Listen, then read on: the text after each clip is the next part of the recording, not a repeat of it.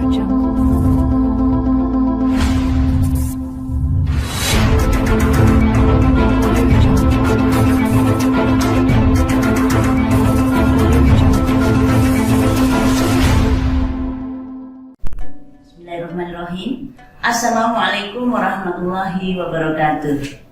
Semangat pagi para ibu bapak kepala madrasah yang hebat. Pada kali ini berjumpa dengan saya dengan materi analisis 8 standar nasional pendidikan. Apa analisis 8 standar pendidikan nasional? Akan kita bahas satu demi satu. Ruang lingkup materi standar nasional pendidikan meliputi yang pertama adalah standar kompetensi lulusan, standar isi, standar proses, standar penilaian, standar pendidik dan tenaga kependidikan, standar sarana dan prasarana, standar pengelolaan, dan standar pembiayaan. Apa hubungannya kita menganalisis 8 standar nasional ini dengan tugas Bapak Ibu sebagai kepala madrasah? Nah, berikut akan kita kupas satu demi satu. Baik, Ibu dan Bapak, pada materi analisis 8 SMP ini kita awali dengan menganalisis standar kompetensi lulusan. Tentu saja standar kompetensi lulusan yang dimaksud adalah standar kompetensi lulusan pada jenjang pendidikan yang menjadi tempat tugas Bapak dan Ibu. Untuk standar kelulusan madrasah ibtidaiyah tentu saja berbeda dengan standar kelulusan madrasah sanawiyah maupun madrasah aliyah. Nah, sebelum masuk ke sana, kita samakan persepsi dulu tentang standar kompetensi lulusan. Saya pikir teman-teman sudah tidak asing lagi mengenai konsep standar kompetensi lulusan. Namun pada kesempatan ini, mari kita samakan persepsi bahwa standar kompetensi lulusan adalah suatu kualifikasi kemampuan lulusan yang mencakup sikap, pengetahuan, dan keterampilan peserta didik yang harus dipenuhinya atau dicapainya dalam satu satuan waktu tempuh jenjang pendidikan tersebut. Standar nasional pendidikan dalam hal ini standar kompetensi lulusan digunakan sebagai acuan utama pengembangan SMP yang lain. Jadi standar kelulusan ini merupakan basic atau dasar dalam proses pengembangan standar nasional pendidikan yang lain. Baik, kita akan cermati bersama standar kompetensi lulusan pada masing-masing satuan pendidikan. Untuk pendidikan dasar, bertujuan meletakkan dasar-dasar kecerdasan, pengetahuan, kepribadian, akhlak mulia, serta keterampilan untuk hidup mandiri dan mengikuti pendidikan yang lebih lanjut. Demikian pula untuk standar kelulusan madrasah tingkat menengah atau standar kelulusan pendidikan menengah, bertujuan meningkatkan kecerdasan, pengetahuan, kepribadian, akhlak mulia serta keterampilan untuk hidup mandiri dan mengikuti pendidikan lebih lanjut. Ya. Itu sebagai kompetensi pada standar kompetensi lulusan atau isi pada standar kompetensi lulusan. Berikutnya adalah standar isi. Standar isi yang dimaksud dalam hal ini adalah acuan dari setiap satuan pendidikan untuk mengetahui sejauh mana materi-materi yang harus dikuasai oleh peserta didik dalam satu jenjang pendidikan. Sebagai konsep, standar isi adalah ruang lingkup materi dan tingkat kompetensi yang dituangkan dalam kriteria tentang kompetensi tamatan, kompetensi bahan kajian, kompetensi mata pelajaran, dan silabus pembelajaran yang harus dipenuhi oleh peserta didik pada jenjang dan jenis pendidikan tertentu. Standar isi ditetapkan untuk mencapai standar lulusan yang telah ditetapkan. Kita lanjutkan mengenai ruang lingkup standar isi. Di dalam standar isi ada 4 ruang lingkup. Yang pertama adalah kerangka dasar, yang kedua adalah beban belajar, KTSP, dan kalender. Kita lanjutkan pada kurikulum, kerangka dasar kurikulum. Ada pengelolaan kurikulum yang meliputi pengertian kurikulum dan komponen KTSP. Sebagai kepala madrasah, wajib hukumnya menguasai 2 hal ini, yaitu pengelolaan kurikulum. Untuk itu kita samakan persepsi tentang pengertian kurikulum. Kurikulum yang dimaksud dalam hal ini adalah kurikulum satuan pendidikan. Kurikulum operasional yang disusun dilaksanakan oleh masing-masing satuan pendidikan. Kemudian dari kurikulum yang dibangun atau yang disusun oleh satuan pendidikan itu dituangkan di dalam dokumen-dokumen kurikulum. Ada 3 dokumen dalam hal ini. Yang pertama adalah dokumen 1 berupa KTSP, yaitu kurikulum yang disusun oleh satuan pendidikan dimaksud.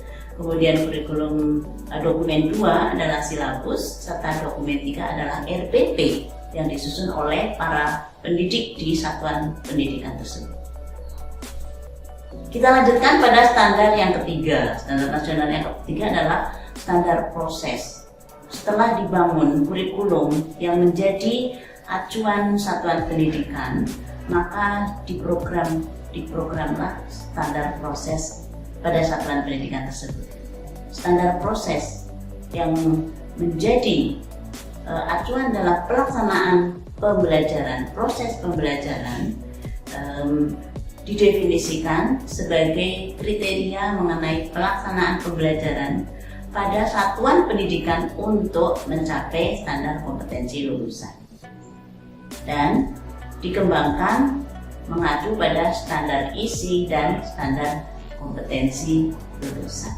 Dalam standar proses diatur beberapa alur kerja, yaitu sebuah proses pembelajaran yang efektif dan efisien pada setiap satuan pendidikan.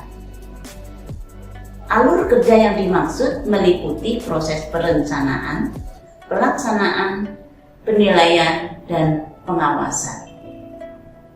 Tentu saja alur proses itu harus dilaksanakan dengan baik dan benar. Itulah mengenai standar kompetensi lulusan, standar isi, dan standar proses. Sebagai standar yang keempat adalah standar penilaian pendidikan, atau sering disebut dengan SPP.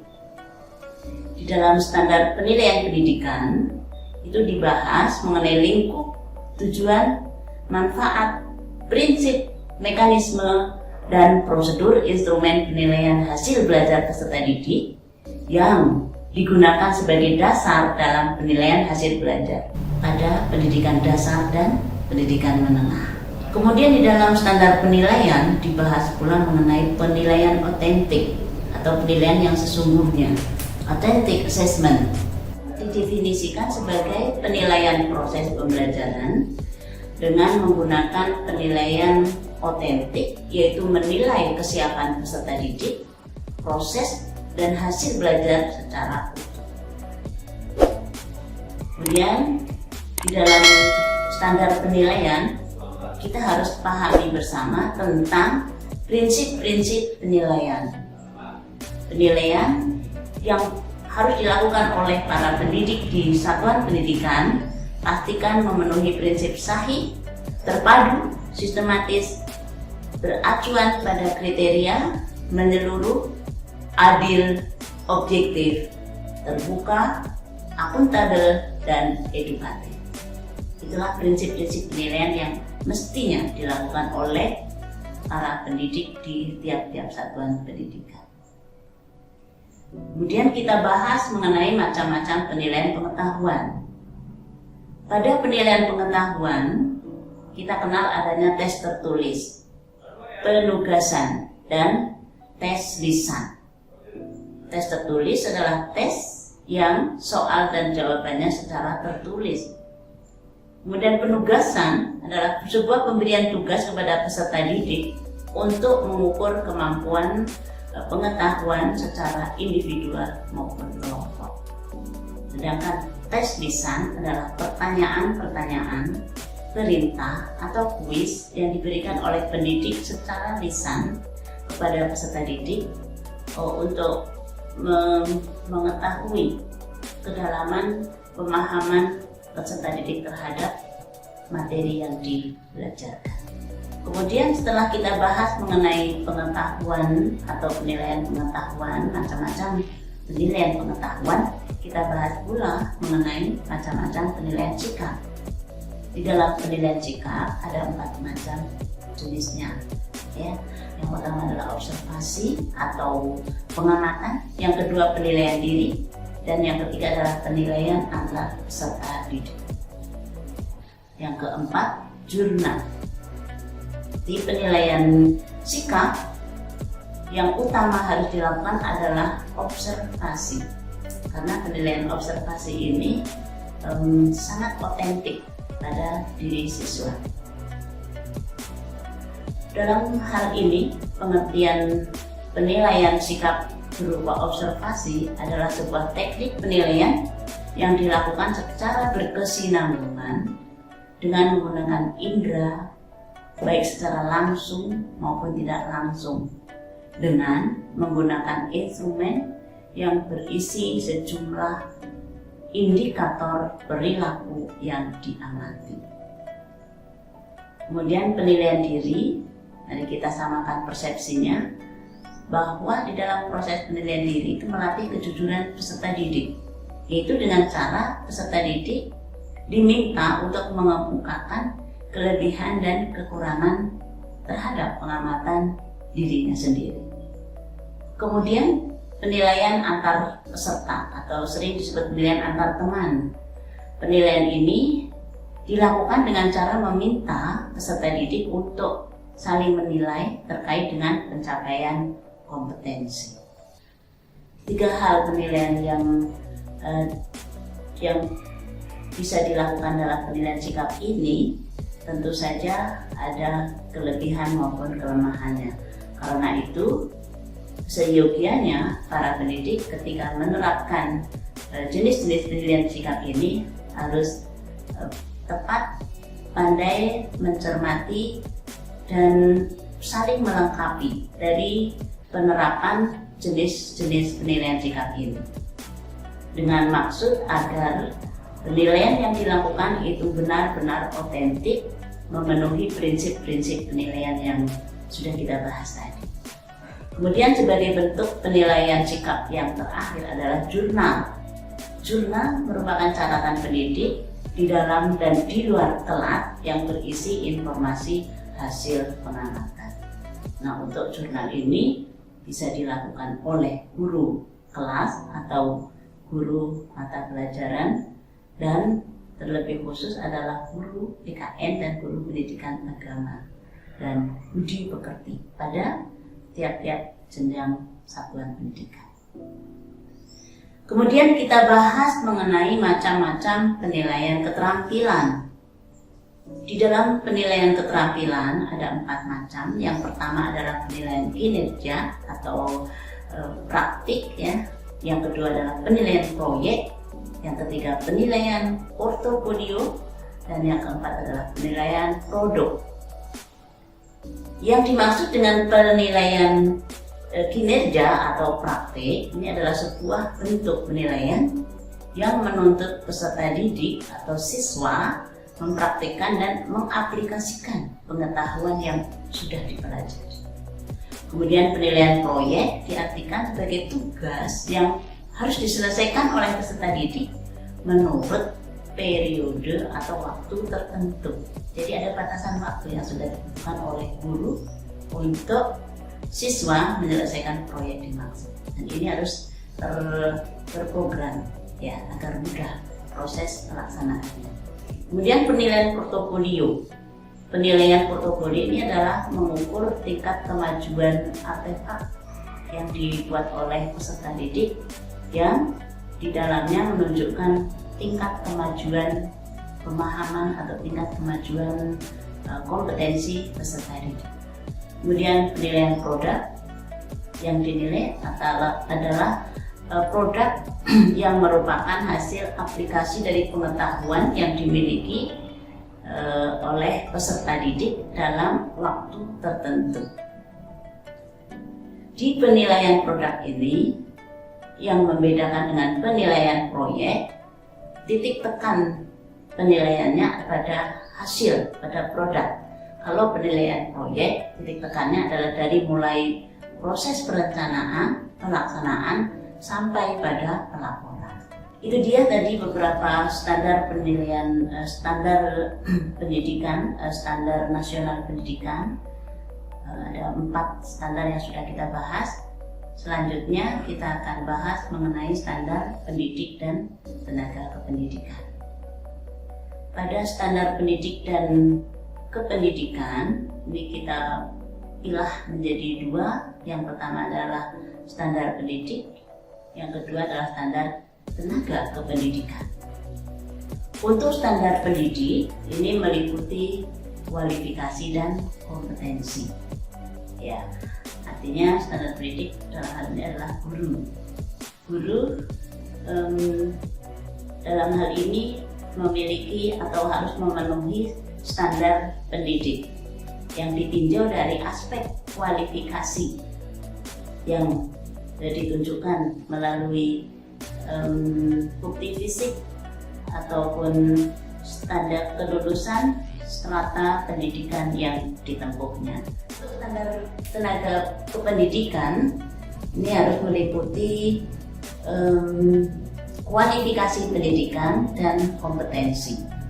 Ya, dan untuk tenaga perpustakaan harus meliputi kualifikasi dan kompetensi. Semua itu diatur dalam standar pengelolaan pendidik dan tenaga kependidikan. Ya, itulah untuk secara umum pada standar pendidik dan tenaga kependidikan. Berikutnya adalah standar sarana prasarana.